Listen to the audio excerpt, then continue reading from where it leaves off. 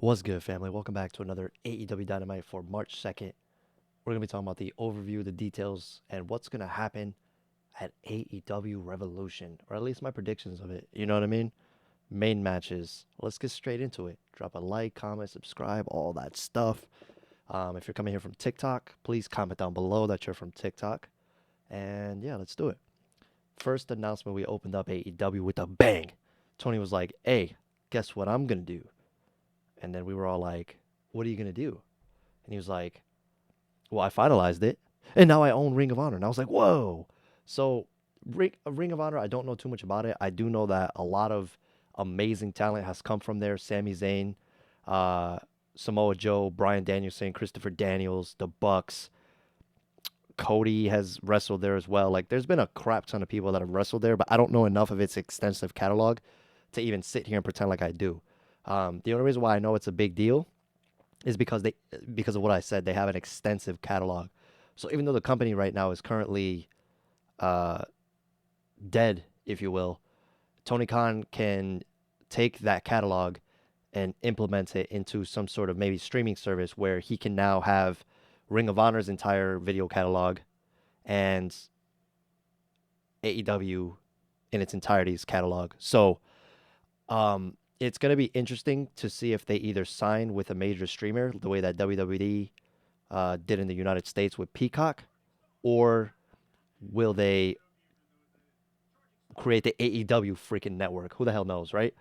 Um, I I heard rumors that there's a lot of instances where they may sign with HBO Max, where if that was to happen in the States, they do have Fight TV already, like pretty much everywhere else, right?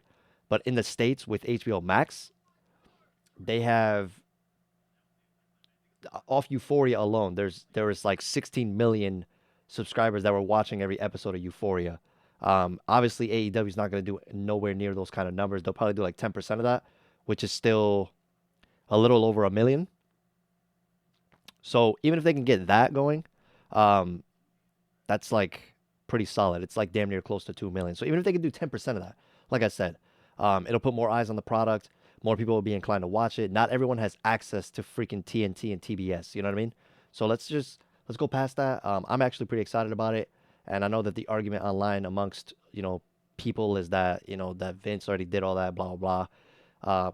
But at one point or another, everything was already done. Every company has bought another company, so it's like nothing really is too original nowadays. But Tony's doing the best that he can, and I know he's got a plan for it, especially with his massive roster. If he can take some of those people and put them down in ROH, maybe put them on the same channel as like Impact, huh?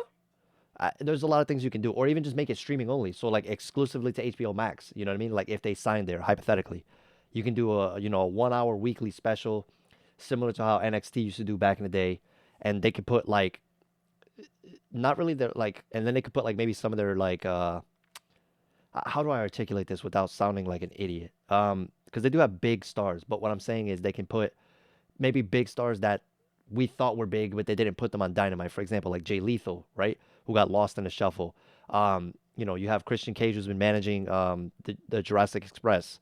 Maybe he can do something, right? He can have his match with Billy Gunn after all this time. Um, you have Paul White, who is kind of not the best, but he can still have a match there here or two. Um, Maybe have some of the other people appear on there every once in a while. There's a few people that got lost in the shuffle, but naturally because I'm recording, I can't remember any of them because that's how it always is. Every time you record a YouTube video, you forget everything. So you know how that goes. The AEW title is available online, and it's 800 and what is it? $800. I want to buy it, but I can't. I can't. I can't. I can't afford it. I could afford it, but you guys know what I'm saying. It's like a lot of you all have the money to buy it, but you're not gonna spend it because it's a lot of money, man. Like, but it's also a good collector's item. Like, I don't know. Let me know what you guys think. So, like I said, AEW kicked off with the acquisition of Ring of Honor. Again, Tony, much love to you, bro. I know you're a fan and you're happy and you were everything. Get some lessons on how to work the mic, bro. I know you don't do it too much, and he was just really excited to get it out. Uh, Clean it up a little bit, because You are the owner, so I think you have a lot of people in your company that can easily show you how to work the mic. Case in point, CM Punk, MJF, and Chris Jericho. If they all just taught him like a fraction of what they can do, he's gonna be a god on the mic for just random announcements or random things. Like he doesn't even really appear that much, but even just when he does the dark, non-televised promos that he comes out to cut in between Rampage and Dynamite, where he's like, "Yo, we're really excited, yeah!" Like tempo, baby, tempo. So, anyways, we had Brian Danielson kicking off the match against Christopher Daniels, and this match slapped. This match was insane. Christopher Daniels is 51 freaking years old, and the man still wrestles like he's 25. Um, Doing backflips, moonsaults, you name it. Brian Danielson made him look like $1 million, and vice versa. The match, chef's kiss. I enjoyed it personally, and I know a lot of people on my TikTok did as well. I just I just don't know. Oh, here's what I was talking about right here. Look, boink, like that was insane. And then of course, Hope My Iconic title was included in the deal, Papa Khan. Yes, I remember this, dude. The Big Buddy Bat title. Oh, you love to see it. I hope that comes back, man. That'll be hilarious. All right. So yeah, then we had Sting and Darby in the back talking about if someone gets into the triple threat, not the triple threat. Sorry, the 3-on-3 tornado tag that they're gonna have at Revolution, people could get suspended. John Moxley basically came out and was because after Brian Danielson basically was saying that he's gonna stomp his head in. John Moxley goes on to say that he's going to choose two paths, and he thinks that Brian already thought that he chose the wrong one. He's going to choose the right one, and at AEW Revolution, he's going to win. I think once this match goes down, I don't even know who's going to win because this match is so unpredictable to me. That's what makes it so much fun. Once someone wins this match, then there'll probably be a tag team afterwards, and rip whoever the hell the tag team holders are at that time. And that's Top Flight made a huge comeback at the beginning of the casino tag match, or not the casino battle royale to determine the third team to enter the casino tag uh, pip match. It's a mouthful. I'm sorry. Of course, you had to have Max Caster as always making a funny ass line. He said they put butts in the seats, uh, and that they're less popular than Glenn Jacobs' tweets. He was actually referring to the people in the ring, which was pretty funny to me. So that was the sheesh moment of the night, in my opinion. That boy's a savage. I love that dude. But naturally, where Max Caster lacks, that's why he's got Bowens to clean him up. Bowens lasted a long time in the match. The kid did phenomenal. He's gonna be a star, bro. All the moves that Bowens does, fun fact, Chris Jericho said he invented them himself. Uh, the dude's insane. Bowens, he's literally a god, a wrestling god. Like he's really good, in my opinion. I like him a lot. And I can't wait to see what the future holds for them. I hope they hold the titles before they split. You know what I mean? Or if they don't split ever, that would be cool. I keep forgetting this isn't WWE. When they don't split every tag team, that's good. I'm not throwing shade. I'm just spitting facts. This match went on for like a good 45 minutes, and it was honestly the bee's knees. Like I enjoyed every minute of it. We had all these teams coming out. It was really good to see it happen. Ultimately, the Bucks won with help from Red Dragon, kinda, but not really. So as here, what ended up happening was Top Flight was the final team. It was Dante Martin's brother Darius, and him and Nick were just literally just going at it, and or sorry, Matt Jackson, sorry, and ultimately Matt Jackson won with the super kick, and the way that it was done was great. Chris Jericho goes on to say that once he beats Eddie Kingston, he's going to continue to basically revel in it, and if he doesn't, for some odd miracle, win at elimination, Revolution, that he was going to shake Eddie Kingston's hand and say that he was the better man, respectfully.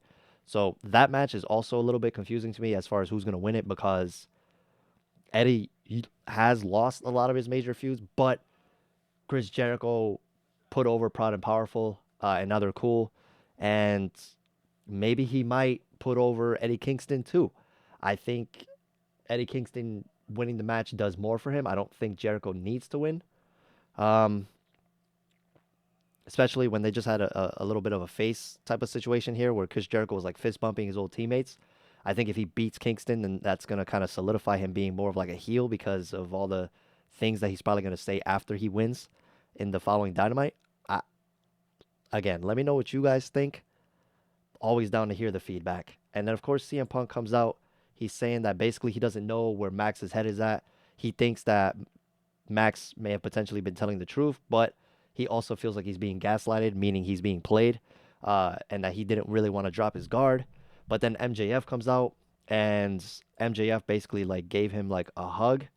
Um, so CM Punk for like a split second drops his guard, and well, yeah, MJF kicks him in the nuts. AJ Styles did shit, and that was pretty much that. Then they pretty much just started wailing. It was like a literal bloodbath, which was a really good indication of what the dog collar match could entail at Revolution. I enjoyed every minute of it. I thought it was great. Good segment.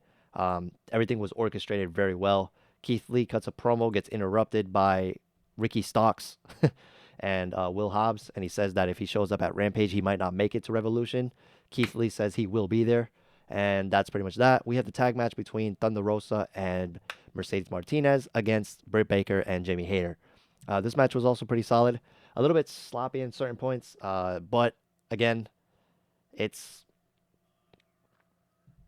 it's to be expected, I guess. Thunder Rosa is actually one of the better ones. Her and Jamie Hayter, they always have great matches, whether they're fighting each other or separate. Jamie Hayter's a good wrestler, so is Thunder Rosa. Britt, uh, Britt is doing her thing, you know what I mean, in the ring, but she's ultimately better on the mic or as a character, which I think, where her ring skills lack, her character and her mic work more than make up for it. So I know that the match with her and Thunder Rosa with the lights out on Sanction slapped, and I know that this wrestling match will be no different. I know it's going to be great. It's just a matter of will she retain the title or not.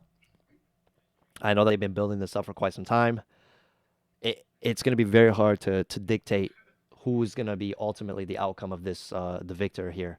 But I'm going Britt all the way. I think Britt is going to win, and then they'll have another match, maybe at Double or Nothing, where Thunder Rosa finally gets her crowning moment and wins. I think that that's how it's going to go. Anyways, she actually got pinned here as well, by the way. She was pinned by Thunder Rosa, and it was completely unexpected because I think that was like the first time she's been pinned since she won the title, or maybe like second time, something like that. But it's been she's been protected really well, which is great. Then of course we have Ty Conte and Anna, and then Jade Cargill comes out and she's like, cut the ish, I'm gonna beat you, whatever, whatever. Ty goes to swing on her, Anna Jay holds her back. Smart Mark Sterling says that if she was to put her hands on any green hairs on Jade Cargill before Revolution, then the match is automatically withdrawn and no title match for Ty Conte. We know Jade's gonna win, but I'm excited to see what Ty can do. And I'm also excited that there's two women's title matches now versus just one. So again, looking forward to that as well. And I'm going Jade Cargill all the way. Then next we have Wardlow, and he was going up against Caesar Bononi. And basically he just gave him a symphony, a powerbomb symphony. And then Sean Spears got in his face after Sean tried to swing the chair. Wardlow held the chair and was like, "Nah, we're not doing that tonight." Ultimately, Sean Spears backed down, and this right here is money. Like when Wardlow eventually decides to snap, very Batista-esque type of storyline. I like it. Again, I know it's been done before, but with these characters, it's still different because of the characters, the mic work, what's happened. Ultimately, same result though, obviously, but I'm here for it. I like it. Uh, Ultimately, they had a House of Black promo here where we don't cast judgment, we see the truth. This was such a great way to kind of remind people that they're still around in the House of Black. They come out and cut a quick 60-second promo with Buddy Murphy over here on the right, or the left if he's facing your TV, technically. His left, our right. Um, it was a really good promo. Brody King, again, really good on the mic as well. Alistair Black, a.k.a. Malachi Black, always doing what he does. Um, Speaking truths in between riddles. It was good, man. I enjoyed it. Next, we have the main event. Adam Cole and Red Dragon versus Hangman Adam Page, Alex Silver, and Alex Reynolds and John Silver. Before we get to that, basically, Sean tells him, "Hey, I'm sorry that I got in your face like that. We're cool. We're good. I have an announcement for you. Please don't hurt me." MJF comes out and says, "Hey, if you win the ladder match, and you win the title, you get to keep it. I'm not going to take it from you like I said I would before." And then MJF makes a smart comment and says, "Well, that's assuming it's not like you're going to win it anyway." And then Wardlow goes, yeah, that's because I'm too busy making sure you don't lose. Then MJF comes back, smacks him in the face. I thought it was perfect. The slap, everything about it, the acting, the everything behind it, the words behind it. He was telling him, hey, you don't work for AEW, you work for me. Your family will be on the street if you go sideways, whatever, whatever. Ultimately, once he gets a contract for AEW, the man's gonna snap. That's just all there is to it. Main event time, like I said, Hangman Page, Alex Reynolds, Silver, John Silver. I almost called him Brian Reynolds actually. That was pretty funny, but the match was solid. Nowhere near the Brian and Christopher Daniels match, but again, good. I thought it was pretty good for what it was. It got the message across with ultimately Adam Cole hitting the boom on Alex Reynolds, getting the 1, 2, 3, and then tying up Hangman Adam Page with tape on the rope. Made him watch as Red Dragon, and he destroyed the two remaining people of the Dark Order that were out in the ring, Alex Reynolds and John Silver. And it was a really good emotional type of situation where they almost were trying to like break Hangman in a way. And it ultimately gave the desired results, in my opinion. Then he puts the title back on his shoulder, telling him he's gonna hold it until Sunday for him. And that was pretty much it, man. I thoroughly enjoyed this. Yeah, it was this right here for me, slapping the title. That was great. That's pretty much it, man. Let me know what you guys think. Did you guys enjoy it tonight? I really like this episode of AEW Dynamite. I think it was a good go home show. All the main things got closed. They covered the dog collar match. Not really anything too crazy with Chris and Eddie. I was hoping for something a little bit more, maybe one more get together, or a small little slug. We had Britt and Thunder. Nothing too crazy there. The Jade Cargill and Ty Conte match had more of a build up this episode than the freaking women's title match, which was weird. Like I thought at the end, Britt would grab the mic and be like, "Oh, that's not gonna happen on Sunday though," or something. You know what I mean? Something to like, I don't know. What else? The tag team did pretty well. The Young Bucks and Red Dragon were like on the same page at the end. They were fist bumping, being cool, which leads me to believe that there's going to be some type of switcherooski going on at the Revolution, which is I can't wait for. Um, Jurassic Express came out, but to no avail. Really did anything of significance. In my opinion, I could be wrong. Maybe I just don't remember. Tony Khan Ring of Honor announcement, that was pretty sweet. They brought it up a couple times during the broadcast, which was pretty cool. So it's obviously a big deal. And yeah, man, that's all I got for you guys. Thank you for watching. Have a fantastic night. Peace.